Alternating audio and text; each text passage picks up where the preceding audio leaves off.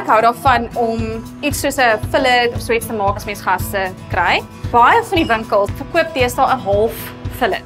En dan as 'n mens net rooi vleis beperk tot nie meer as 2 of 3 keer 'n week nie, dan is dit 100%. Wat ek eers gaan doen is ek maak 'n lekker vrysmiddel of 'n rub in Engels.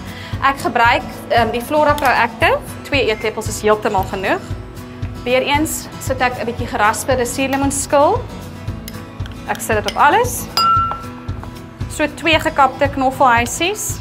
Ons het laasweek was bietjie gepraat oor mense kry en speserye en knoffel wat eintlik baie verger om sout in ons gaarmaakmetodes te vervang, maar dit het antioksidantwaarde, so dit help eintlik vir ons teen siektes te beklei. Vir hierdie spesifieke een het ek nou roosmaryn fyn gekap wat ek wil opvryf omdat roosmaryn is my klassiek saam met 'n rooi vleis gee.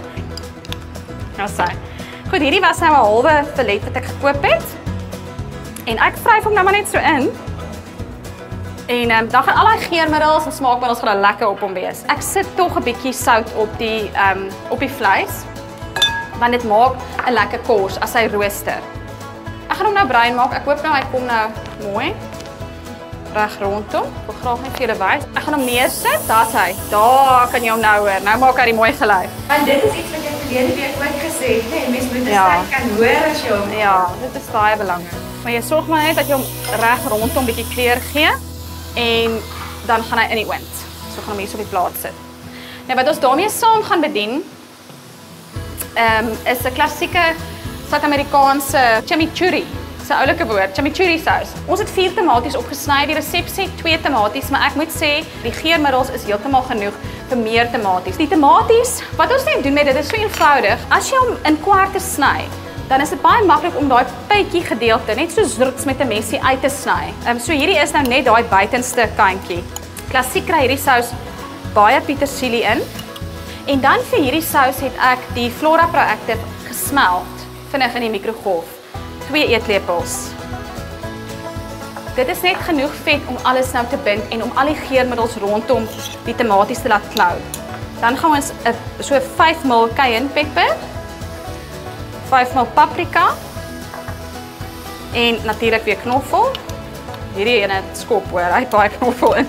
En laastens 'n bietjie rooi eie.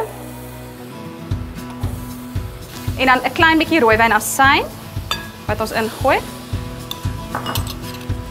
En jy kan sien dis 'n ongelooflike, helder kleurige, mooi bygereg sous. Hoe lyk ons fillet? Is hy al is hy reg? Okay, dat hy dan.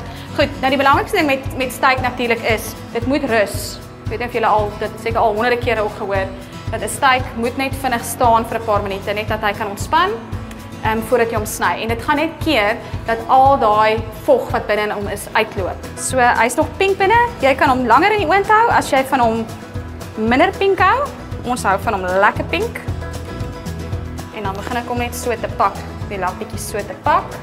Dan gaan ons chimichurri oorsit. Dit gaan dis my so oulike woord, chimichurri. Sê dit 3 keer vinnig, chimichurri. Hierdie is sommer net 'n mengsel van roket en spinasieblaartjies wat ek baie van hou. So ek gaan nou weer net ons slice sousie. Blare moet gedres word. Dis nie lekker as hulle droog is nie, so ek gooi net dit oor. So wat is nou makliker as dit?